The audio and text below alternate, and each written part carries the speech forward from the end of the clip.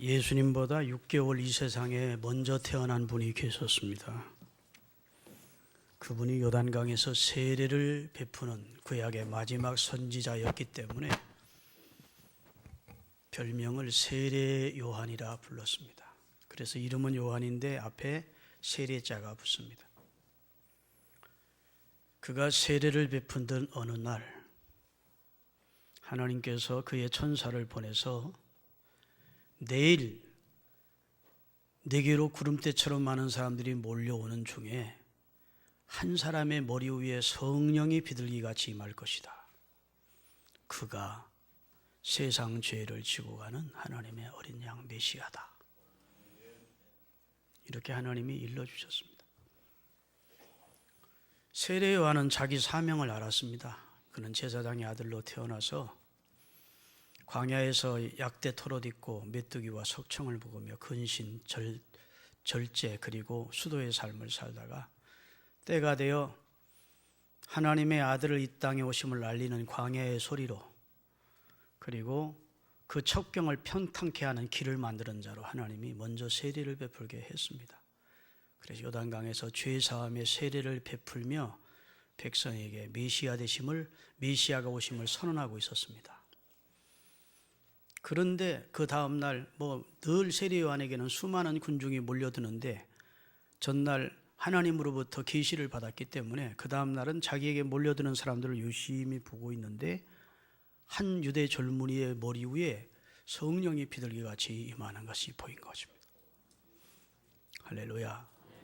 하나님이 어젯밤 내게 계시하신 메시아 저분이시구나. 그래서 수많은 군중들을 향하여 보라, 저기 저분이 세상 죄를 지고 가시는 하나님의 속죄의 양이시다. 이스라엘 온 백성은 세상 죄를 지고 가는 하나님의 어린 양 대신 메시아의 나타나심을 고대하고 있었다고요. 그게 그들의 소원이었다고요. 그런데 세례 요한이, 믿을 만한 세례 요한이 저분이 세상 죄를 대신 지고 가실 속죄의 양 예수님이시다. 메시아다. 이렇게 알려준 거예요. 그 다음 절이 뭐냐면 저분이 나보다 앞선 것은 내가 6개월 먼저 태어났지만 저분은 내가 이 세상에 존재하기 전부터 계시던 분이다. 그래서 그가 성자 하나님이심을 선언해 주었습니다. 그리고 지난밤 하나님께서 내게 계시하시기를 오늘 내게로 오는 야 가운데 성령이 비둘기같이 임하는 그분이 하나님의 아들이시고 인류의 죄를 속량해 주실 메시아임을 알려주셨다. 그런데 저분에게 성령이 임하셨다. 그러면서 안드레를 따르던 사람들도 예수의 제자가 되고 수많은 사람이 예수님의 예로 몰려들면서 그리스도의 공생애가 시작이 된 겁니다. 여러분, 이거 내용을 좀 알려면 구약의 예배법을 좀 알아야 됩니다. 제사법을. 구약은 제사를 드릴 때 자신이 범한 죄를 속죄의 양을 잡아서 흠없는 양으로 그 피를 하나님의 번제단에 뿌려 용서를 받았습니다. 그러니까 이스라엘 백성들의 입장에서는 저분이 속죄의 양이시다 그러면 알아들을까요? 못 알아들을까요? 다 알아듣는 겁니다. 저분이 우리는 지금까지 짐승으로 제사를 드려 우리 죄를 속량받았는데 저분이 세상 모든 인류의 죄를 지고 가시는 속죄의 양이시구나. 알아들었다고요. 아멘. 그래서 예수님은 그렇게 사시다가 인류의 죄를 대신하기 위하여 오늘 말씀드린 대로 저주의 나무에 달려 십자가에 달려 돌아가십니다. 갈라디아서 3장 13절을 읽겠습니다. 그리스도께서 우리를 위하여 누구를 위하여? 구원받은 우리를 위하여 그는 저주받을 짓을 안 했는데 우리 때문에 저주를 받은 바 되사 율법의 저주에서 우리를 속량했다. 속량이라면 구속했다는 말은 돈 주고 샀다는 거예요. 돈을 주고 샀다. 마귀에게 있던 우리, 다른 사람의 노예로 있던 우리를 속전을 주고 샀다는 겁니다.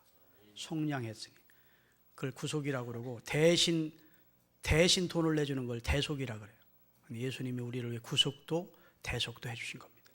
속량하셨으니 기록된 바 구약에 예언되기를 저주의 나무에 달려 죽는 자는 하나님의 저주 아래 죽는 것이라고 기록된 대로 바로 저분은 저주의 나무인 십자가에 달려 우리가 받을 저주를 그분이 받으시고 우리가 받을 심판을 그분이 받으시고 도우시게 됐다 하는 겁니다.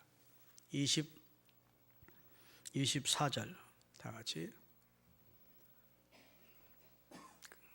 그리스도 예수 안에 있는 그분의 속량으로 말미암아 하나님의 은혜로 우리는 값없이 의롭다함을 얻은 자로 하나님이 은혜를 주셨다 이렇게 선언하고 있고, 이 놀라운 사실은 그리스도가 이 땅에 오시기 전 약 650년 전에 이사야를 통해서 이사야 53장 5절 6절에 친히 예언되어 있던 내용입니다. 그가 찔림은 우리 허물 때문이고 그가 상함은 우리 죄악 때문이다.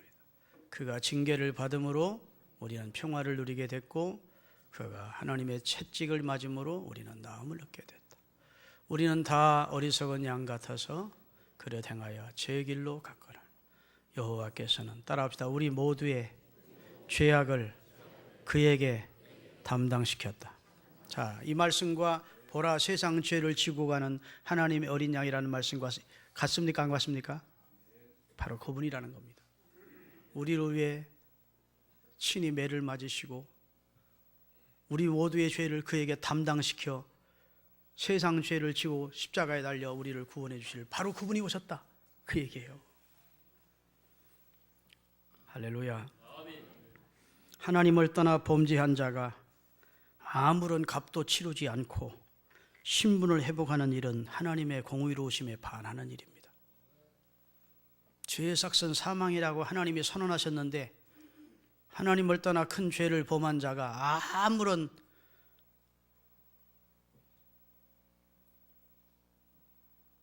하나님 앞에 행위가 없는데, 축복된 행위가 없는데 하나님이 그 죄를 그냥 용서하고 회복시킨다는 것은 하나님의 공의에 어긋난다고요. 범죄한 자는 그에 합당한 징벌을 받는 것이 하나님의 공의입니다. 그런데 하나님께서 우리를 불쌍히 여기시고 사랑해서 어떤 대가를 지불하고라도 우리를 구원하시겠다는 하나님의 계획이 계셨어요. 하나님 자신의 공의로우심도 만족시킬 만한 대가를 지불하고 죄인 된 우리를 구원하시기로 작정하신 겁니다. 그리고 하나님께서 우리를 구속하기 위해서 치르신 대가는 바로 자신의 독생자이신 예수님이십니다. 그분이 범죄한 인생들을 대신해서 희생이 되심으로 그 사실을 믿는 자에게 구원을 주십니다. 이것이 복음의 내용입니다. 하나님께서 우리를 사랑해서 그 아들을 보내서 고귀한 피를 흘리게 하셨는데 그러한 우리에게 사죄의 은총을 베풀지 않는다면 하나님, 그게 어떻게 되겠어요? 하나님이 당신의 아들의 피를 헛되게 하는 것 아니겠습니까? 하나님이 당신의 아들의 피를 짓밟는 것이 아니겠어요? 하나님은 당신의 아들의 피를 고귀하게 여깁니다. 보배롭게 여깁니다. 그 피로 우리 인류를 씻어주기를 원하셨어요. 그렇기 때문에 하나님은 그 아들의 대속의 피를 믿으면 그 피가 효력이 나타나서 우리의 죄를 씻고 구원하시고 영생을 주시는 길을 택하신 것입니다. 할렐루야. 여러분, 로마서 6장 14절을 띄우겠습니다. 다 같이. 죄가 너희를 주장하지 못하리니 이는 너희가 예수를 믿은 다음부터는 법 아래 있지 아니하고 어디야? 은혜 아래에 있는 백성이 되게 해주셨다고요. 이야, 이거 정말 내용을 알면 깜짝 들 만한 축복된 말씀입니다. 우리가 하나님의 법 아래, 하나님의 심판 아래 있는 백성이 아니라 은혜 아래에 있는 백성을 만들어 주시려고 당신의 아들을 대신 희생시켜 그의 피로 우리를 구원해 주신 것입니다. 갈라디아서 2장 16절입니다. 다 같이. 사람이 의롭게 되는 것은 율법의 행위로 말미암이 아니요 오직 예수 그리스도를 믿음으로 말미암는 줄 알므로 우리도 예수 그리스도를 믿나니 이는 우리가 율법의 행위로서가 아니고 그리스도를 믿음으로써 의롭다 하심을 얻으려 함이라. 율법의 행위로서는 의롭다 함을 얻을 사람이 하나도 없다. 그래서 하나님은 율법의 행위로 구원 얻을 자가 한 사람도 없겠기에 율법을 온전히 이루신 하나님의 아들을 희생시켜서 그 피로 우리를 구원해 내신 거예요. 그 내용을 히브리서 9장 12절부터 14절까지 구약을 예로 들면서 우리에게 믿음을 더 굳게 해주고 있습니다. 염소와 송아지의 피로 하지 아니하고 오직 예수님 자신이 자기의 피로 영원한 속죄를 이루사 단번에 성소에 들어가셨느니라. 염소와 황소의 피와 및 암송아지의 죄를 부정한 자에게 뿌려 그 육체를 정결하게 하여 거룩하게 해주신 하나님이거늘 하물며 영원하신 성령으로 잉태되어 태어나시고 흠없는 자기를 하나님께 드린 그리스도의 그 보배로운 피가 어찌 너희 양심에서 죽은 행실에서 너희를 깨끗하게 하고 살아계신 하나님을 섬기게 못하겠느냐. 그리스도의 피의 능력을 설명하고 있는 겁니다. 그리스도의 피는 우리를 깨끗하게 하고 우리를 하나님의 자녀되게 하고 하나님의 백성 되어 하나님 섬기게 만들 수 있는 능력이 있다는 거예요. 보혈의 능력을 말씀하고 있는 겁니다. 할렐루야. 22절입니다. 율법을 따라 거의 모든 물건이 피를 가지고 정결케 되나니 피 흘림이 없으면 구약시대에도 사함이 없었다. 그래서 하나님의 아들이 피 흘려 우리에게 용서의 축복을 주었다 라고 설명하고 있습니다.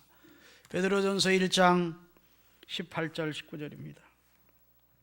다 같이 너희가 알거니와 너희 조상이 물려준 헛된 행실에서 우리가 대성함을 받은 것은 금이나 은같이 없어질 것으로 된 것이 아니요 오직 흠없고 점 없으신 세상 죄를 지고 간 하나님의 어린 양 같은 그리스도의 보배 피로 우리가 하나님의 자녀가 되었고 구원을 받았다.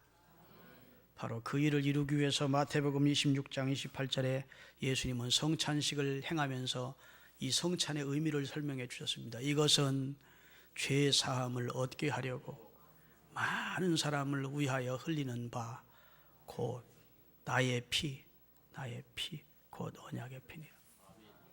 이게 결정적인 말씀이에요. 다 같이 이것은 죄 사함을 얻게 하려고 많은 사람을 위하여 흘리는 바 나의 피 곧 구약에 예언되어 있던 그 피다. 그러면서 세상 죄를 지고 예수님이 십자가에 달려 돌아가셨습니다. 이 사실을 믿을 수 있도록 믿음 주신 이가 누구라고요? 주님이십니다. 믿음은 내가 시작했다고 생각하면 참으로 큰 착각하는 겁니다. 많은 종교 가운데 기독교를 내가 선택했고 많은 구주가 있다는 내가 예수님을 구주로 내가 선택했다? 노. 우리는 그럴 만한 그런 존재가 못 됩니다. 2000년 전에 십자가에 달려 죽은 유대 청년 예수를 2000년 후를 살고 있는 나의 구주가 된다고 믿어진다는 사실이 있을 수 없는 일이에요. 근데 우리는 믿어진다고. 너희가 그 믿음을 인하여 그 은혜로 인하여 믿음으로 말미암아 구원을 얻었나니 이것이 너희에게서 난 것이 아니고 그 믿음이 하나님의 선물이에요. 우리에게 계시의 눈을 밝혀주시고 우리 마음을 열어주셔서 이 사실을 믿게 하셨다. 고린도서 1장 18절 읽고 말씀 마감합니다. 다 같이 십자가의 도가 멸망당하는 사람들이 볼 때에는 미련하게 보이고 구원을 받은 우리에게는 하나님의 능력이다. 지금도 십자가의 도인, 십자가의 구원의 복음이 불신자들이 볼 때는 말도 안 되는 소리. 2000년 전에 죽은 예수가 우리 죄를 어떻게 사해? 이렇게 미련하게 기독교인들이 미련한 사람들이라고 보여지고 기독교가 믿는 십자가의 도가 미련하게만 보인대요. 그래서 복음을 안 믿어. 그런데 구원을 얻은 우리의 입장에서 보면 이 십자가의 진리, 대속의 진리가 하나님의 능력이고 하나님의 지혜고 하나님의 은혜이고 하나님의 사랑임을 알게 되는 겁니다. 그래서 구원받은 사람과 구원받지 못한 사람이 다 갈라지는 거예요. 믿음으로. 믿음. 하나님이 행하신 일을 믿음으로 수용하면 구원받은 자가, 그것을 끝까지 거부하면 멸망할 미련한 자가 되는 겁니다. 기도하겠습니다.